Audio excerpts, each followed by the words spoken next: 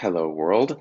I'm Josh. I am the head of global engagement marketing, community plus lifecycle at Asana. I've been at Asana about 3 years. Prior to that, I led community at Evernote, where I was there for quite a long time. I'm based in San Francisco, as you can see from the cable car behind me. And I really love what I do. I love building communities, especially in the business context, because I think we're at the forefront of how businesses are going to be marketed, how people are going to build connection, and how businesses are going to make an impact. I'm curious to dive into a little bit, like what inspired you to choose that path, like even as you like entered Evernote, right? Because community Mhm. now is starting to get, I think, starting to see a lot more investment emerge and this idea around it. But you had this idea of its inspirational qualities and like qualities of really helping others understand how to use products best way before what we're seeing today. Yeah, I would say the path chose me rather than me choosing it. I started working community because I think I really needed it. My first experiences with community were in the early 2000s when I was actually working as a productivity consultant. And I had my own solo business. I was by myself a lot of the time. It was me with clients, and when I wasn't with clients, I was on my own. And so I searched for other people who were doing this kind of work because I had no coworkers. And if you can imagine having that for a long time, it can be very lonely. And so I ended up finding an organization called the National Association of Professional Organizers and Productivity Consultants, NAPO. And I ended up becoming very, very involved in this organization. I ended up becoming president of our local chapter and growing the chapter. And all of that really inspired me to think of like so much is possible when you get a group of people together, so much more than what one person can do on their own. And the power of making those connections matters on so many levels. And so, in doing that work, that really led me to understand the mechanics and the nuances of how you get people involved, how you get them enrolled in taking action, how you build connections that matter, how you create educational paths and opportunities to really get them excited and keep them around. And that led to a lot of the work that I did at Evernote, which was centered around similar things, just in a very different context, where in working for a business, you're still trying to build connections between people about something that they care about. In that case, it was Evernote, and really find ways to help them understand how to really leverage the tool in their lives and in their work so that it mattered to them. And that is extended, of course, into my work now at Asana, where we're building those sorts of community connections on a really vast global scale with 2,000 plus members globally being part of our community program. To me, it's really amazing, and it really showcases that even in a world where we have lots of tech at our disposal, people are really choosing to look for ways that they can connect with real life humans on the other side of the screen and connect with those people in a way that matters to them, to their work, to their lives, and how they operate and how they can be better. Oh my gosh, speak it. Um, well, can you tell us a bit more about the Asana community? Yeah, absolutely. So at Asana, we're very customer centric. We really believe in the mission of our company, which is really to help teams around the world thrive by working together better and enable them to work together effortlessly. And so in that, when we look underneath the hood, within teams, there are people, individuals, real life humans that are trying to achieve all of the goals that they've set out. And so the goal of the community team is really to build and foster those connections so that they can achieve their own goals. So when we're looking at the biggest iteration of our mission, our longest term goals, it's really about deepening the engagement and connection between Asana and our customers, but really between our customers with each other. They're looking for other people who are in similar roles so that they can understand, how are you solving these challenges? What problems are you facing that I can learn from how you're solving them? In addition to the mechanics of how does Asana help strategically build those solutions with them, they're also looking for like, hey, person over there that's similar to me in my work, how are you doing this thing? And so a lot of our work is fostering that connection between members and each other. So that's the big strategic world. Day to day, it's really me helping set the strategy and running these strategic programs with my team. I have an amazing team that helps execute a lot of the vision that we come up with together. It's not just me taking things out of my head and saying, let's do this. It's really us together figuring those things out. But on a daily basis, I'm usually working with individual teammates or groups of them to set strategies for engagement opportunities, for recruitment opportunities, for working across teams at Asana for how we're going to help educate customers on a bigger scale. So day to day, it's a lot of that. I also manage, in addition to community, our email lifecycle team. So working with them to figure out how do we make sure that we're leveraging both of these amazing groups that we have, the community channel along with the email channel. How do we intersect them? How do we enhance the work that both teams are doing by grouping the work together? And then finally, a lot of my time, because community is so valuable across the organization, is spent with cross-functional stakeholders who want to learn how they can leverage community, how we can better help their goals, and similarly, how they can work with the community to make sure that we're giving customers what they want and what they need. Yeah, so it sounds like there's so many strategies that both have intersections across them, right? And when you were first embracing a community-based role, did you have any recurring questions that you had to answer for yourself in order to set strategies? So Mhm. of outcome, or was there a metric or an approach that took you time and experience to learn and figure out how to get to the answers and solutions that you've implemented across your strategy today? That's a good question. So I think this is really varied depending on the organization that I'm building community for. So as an example, for NAPO, the metric that we were looking for is how many members do we have? Because the sheer number of members was the lifeblood of the organization. Whereas at Asana, we want a lot of members, but we need them to do specific things that indicate that the program is successful. And so the way that I've determined what the metrics we look at Asana are is really going back to like, what is the purpose of the community program at this company? And that usually is the piece I think that most community leaders miss is they build community for the sake of building community because it's just intuitive that it's a good thing to have. But typically, if a company is hiring you and spending money on your salary and dollars towards the functioning of your program, someone somewhere, some stakeholder has decided that community is there for a reason. And it's our job as community leaders to find out what that reason is. Like, why am I here? Is probably the number one question that I think most community leaders are afraid to ask, but really need to. What's the purpose of this program? So, at the beginning, my biggest questions were usually focused on meeting with stakeholders to get clarity from them as to what they were trying to drive via the community program. The very first thing I did, I think it was my first or second week at Asana, was to convene a pretty large meeting. I think there were 20 people at the meeting, all stakeholders and leaders at the company, and just get them to brainstorm what community meant to them and what they were looking for from the Asana community that I was tasked with building. And the reason why I got everyone in the room was because I wanted them all to hear the diversity of opinions about what community is and what it should be, so that they understand from a very visceral perspective of, oh, this can be into lots of things. And from there, it was my job to distill down what the program that we were creating was actually going to do. And that's my usual approach is like go on a listening tour from the people who will have input and will care about the work that you're doing so that you have a good sense of what the expectations are. Because from there, you can actually build out a plan that says, I hear that the community program is being asked to do an array of things, but here's what we're going to focus on. These other benefits may come later as ancillary add-ons to the program, but the core things that we're driving towards are this and this, and here's how we will measure them.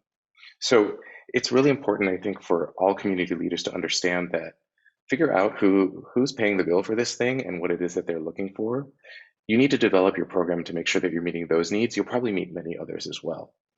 And then as far as metrics go, usually a program that I would lead would include two sets of metrics. There's the program level metrics, which show the health of the program. For instance, how many members we have and how engaged they are in the program. And then there's the business impact metrics that other people would care about. How is the community program affecting retention or engagement with the product or ARR or brand amplification? So it's very important as a community leader to understand that you need to hold both of these things in your mind at the same time, because the things that you care about and your team will care about are probably the program level metrics, like how's the program doing? But outside of the world of the community, the business cares about other things. So you need to be able to understand and talk about both. Yeah, I love that you're really distilling this question right into the why. Like you got to know your why both personally and at a team scale and at an organizational scale. I'm curious when you talk about sort of the organizational or business metrics. And maybe this is like getting too far into the IP of Asana, but how do you report on, let's say, retention? Like, what metrics do you look at to say, hey, we've compared this number and this number, and it looks like the more we invest into community, the more people stay longer and are more actively engaged. Yeah, so without going into too many of the fine level details, what I can say is make sure that you understand what metrics you want to track and make sure that you have the ability to track them. And that is often the more challenging part is you can say, I want to be able to show the difference in retention between accounts that have a community member versus accounts who don't. Great that you want that. Can you look at it? And that is often quite difficult. And so at this point, we're at a pretty robust and mature state of our program. We actually have someone on the analytics team who's dedicated to working with my team, which was an amazing, amazing add-on and will be a total game changer for us long term. But even if you're just starting out, I think it's important to at least have one or two metrics that you know you can confidently track. One, probably at least for your program level metrics, and at least one for your business level metrics, because the trick here is the more you can show that business impact, the more resources you will get for your program. And so it creates a very virtuous cycle. In terms of how I keep my broader stakeholders updated, well, we use Asana at Asana, which should hopefully come as no surprise. And I have a whole portfolio of work that happens underneath the community umbrella. And each month we create an update that everyone who is interested in what's happening with community can see. That includes things like changes in membership numbers, engagement, health, along with impact on things like retention, product engagement. And so I wrap it up into one TLDR version of all the things that are happening with community. And I link out from there to a very detailed monthly report that goes through each of the pillars within the community program and detailed metrics for each. So depending on the depth with which people care about what's happening in the community program, they can get the short version, everything's okay, or they can go all the way into the details. Things are great in this area, we're working on this other area, and here's how it all pans out in the end. So I think as community leaders, we need to not be afraid to talk about what's happening in our community other than what I see more often is like, here's a few social posts of people saying how happy they are. You want that. We need that. That's important. And there's so much more that's under the hood there that is worth explaining. Yeah, to dive a little deeper into that, I'm curious if you see specific personas or colleagues that love to get the full, like, beyond the TLDR, right? Like product team leaders that are like, this is gold because now I'm hearing feature feedback and I can better prioritize my roadmap. Or is it, marketing teams who are like, hey, did this event that we made resonate well? That's a good question. And I think it varies depending on what we're doing in a given month. So one part of our program are live events. We used to do 200 events or so a year in person in the before times. Now we're doing them virtually. But they're a really great way for anyone at Asana who wants to hear what real customers are saying in the moment to kind of peer behind the curtain and listen to real life customers in an environment where they're not being controlled in the same sense of like a focus group. It's not like that. It's more untamed. And so we get a lot of interest from other teams within marketing, product team, customer education, who want to hear like what are customers actually saying? What are the words they use? And so we often have lots of guests make cameo appearances uh, at our events for that very reason. And so to answer your question, I think it really depends on what we're doing, but we have a lot of interest from teams across Asana. One of the reasons we have interest is because as a team lead, I've taken it upon myself to do a lot of internal PR about here's what's happening with the community program.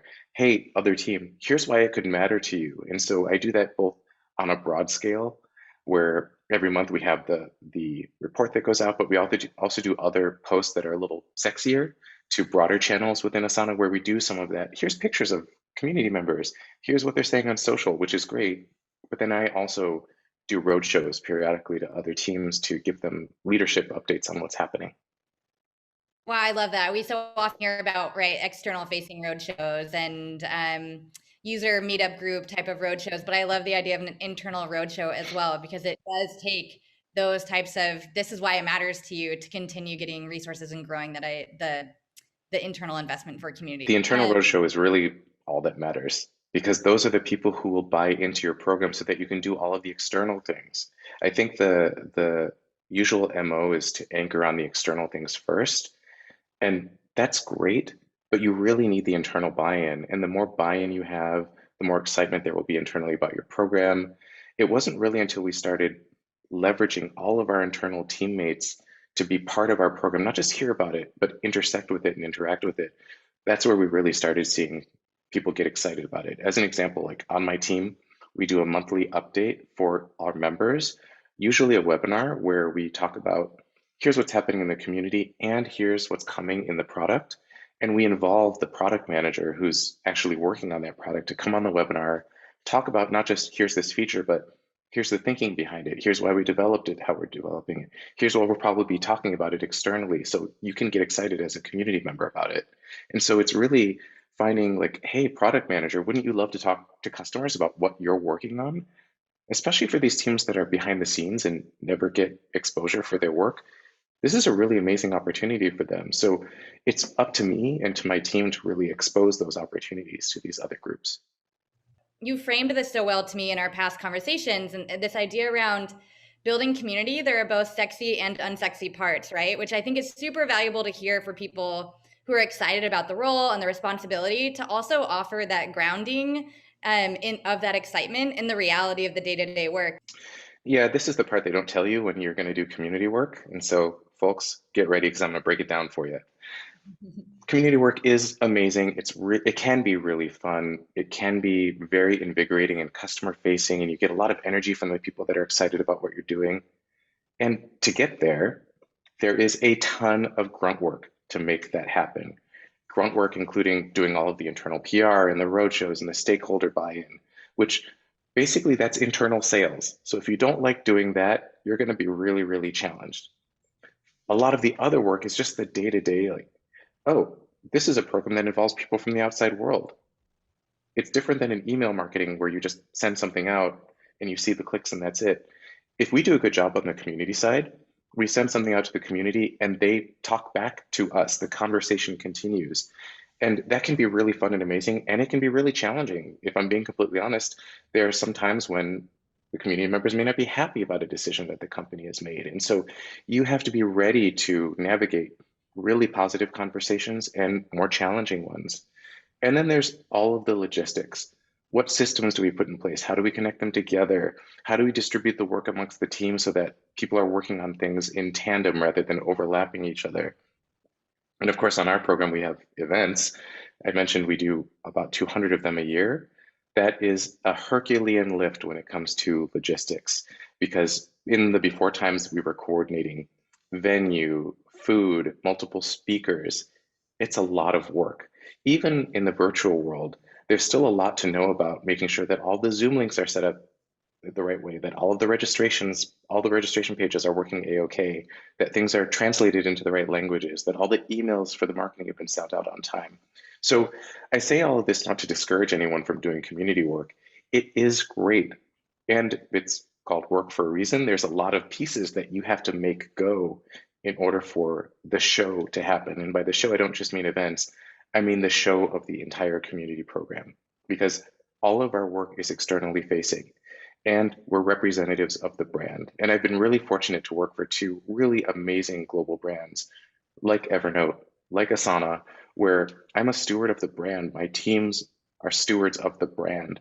And so that all has to be factored in into the work we do. And so making sure that that's a great experience for members, for us, that we're sending something positive out into the world, it's all work. It's great work, but don't underestimate what's involved. In the spirit of that, so when you're looking to grow your community team and to bring new folks on board, can you describe some of the qualities or the experience that you look for in potential new team members? Sure. I've been really fortunate, especially at Asana, to have grown a fairly sizable community team across multiple different countries now, which is it's truly amazing and it's a real privilege. The things that I look for people that, of course, are excited about community. I think that's table stakes, but I have to go underneath there to understand if they are really motivated by what's involved in a business community. I look for people who understand that community is both fun and a lift. It's real effort to get there, and that they're excited about both parts of it, that they understand that the fun is at the end of the process of doing the work, not fun every single day nonstop. Also, I really like when I talk with people who understand how community fits into the business context, the impact that it can have, how it matters, and why, and that they get that community is not just a nice to have for businesses. It's becoming an integral part of how smarter businesses work. And the people who can say to me during the interview process that they get that, that's a real differentiator for me. Also, one thing I've noticed about community people, especially ones who are more on the forum side, is that they're, and I'm not trying to generalize, but this has been my experience, they may not actually love working directly with customers. There's like this distance that they feel comfortable with.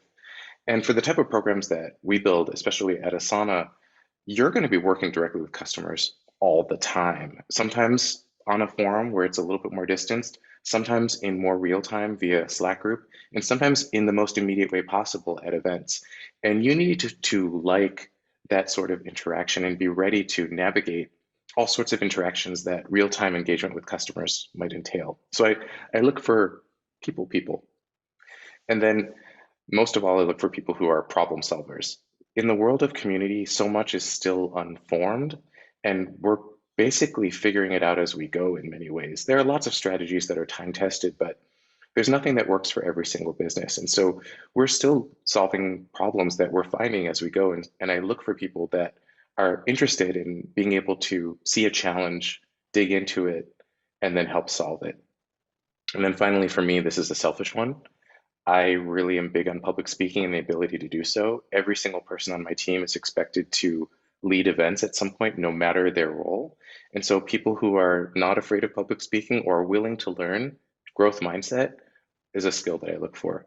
Just as an aside, it's super hard to find experienced community professionals who look at community through a marketing lens. I sit on the marketing team and think of community in terms broader than just forums. So I've been fortunate to find folks that think in this more broad scale, but it's been pretty challenging to grow the team and find the right people to make it happen.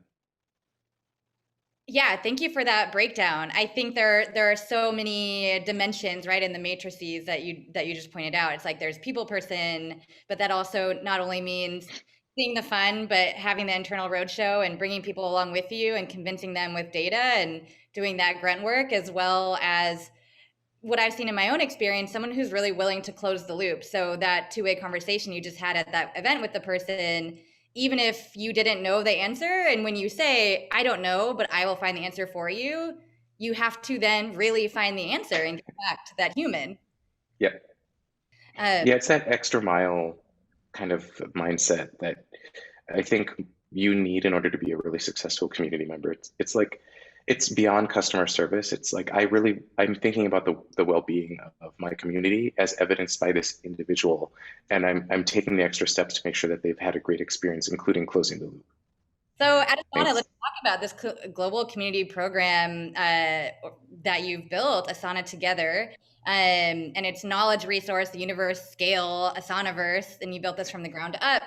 Can you tell us a bit about how you built Asana Together and what were some of the most difficult challenges when building it and that perhaps continue today? And how do you approach solving them?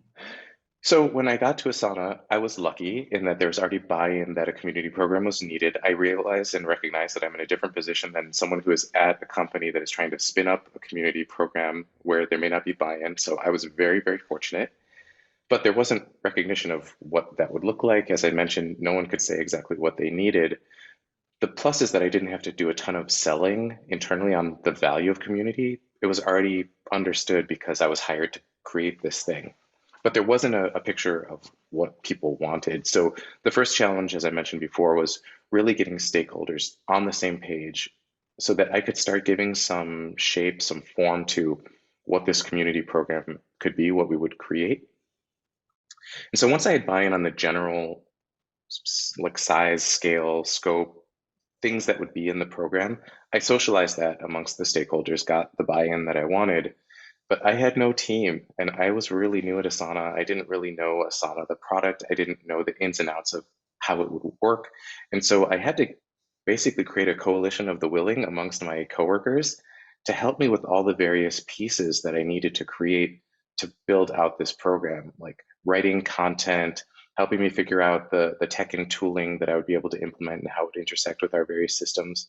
Like I had to build all of that from scratch, and I didn't do it alone. And then from there, we really built out the framework for the program. In Asana Together, which is our community program, there are a few pillars. First, there's the membership program, which includes things like ambassadors, which are people who are at companies that use Asana that raise their hand and say, I want to do more with Asana. So they get resources and they get tools from us to help them be more effective. Then there's certified pros, which are third-party consultants, which want to offer Asana to their own clients. So those are all part of our membership program. Then there's our community event series called the Asana Together World Tour, which, as I mentioned before, we do lots of events around the world, both thought leadership and how to use Asana. And then finally, there's the community forum, which is probably the most traditional aspect of our community program, but we use it in a slightly different way than just solving customer problems. We really leverage it as a marketing channel, as a way to get community members connected to us and to each other. And we have lots of community members that answer questions for people who are learning how to use Asana. So it's still a very community-oriented resource, not just something that we use to deflect tickets. And so in building all of this out, I needed a lot of buy-in from other teammates, other teams to help build these things, connect the dots. One thing that I will say has been really, really important for me is Asana is a global company. We have customers all around the world. And so in building a community program, it was really important for me to connect with our teams in these different spots so that we could better understand the needs of the customers, no matter where they were, and tailor the community program to meet their needs. As an example, in Japan, I'm really fortunate we were able to hire a community leader for Japan based in Tokyo, and she's really tailored elements of our program to better meet the needs of our local customers, including having smaller meetup groups, developing Japan specific swag because what we'd created globally didn't really resonate. So it's this broad scale of our program that is both awesome and, if I'm being honest, daunting. There's a lot of challenges to solve, but this is what makes the work interesting. And the feedback we get from customers, especially around the local elements, is that they feel really seen. And to me, that's how I know I've done a good job in building out this program, is when customers respond and say, like, I really feel like this company, this entity sees me and is developing things that help me feel engaged and part of this. I'm wondering if you talk about those differences between how you've built Asana Together and how that's differentiated from a lot of the programs that we see today that are maybe just getting started or nascent or don't have the investment behind them yet. Sure. One, I just want to stress that I think it's okay to start with one pillar. You don't have to do this crazy thing that I did, which is all of it all at the same time. That's just how I work in general. Is like I see the big picture and I want to implement it. I think taking a more piecemeal approach is okay, but I think in that I would stress how important it is to start building with the end in mind. If you're thinking about building this expansive program, maybe you start out with one pillar, but you outline here is what we're laddering up to, and here's how it will all intersect one day. And so we have a big program now. It didn't start that way. It took a while for us to get there. It didn't happen overnight.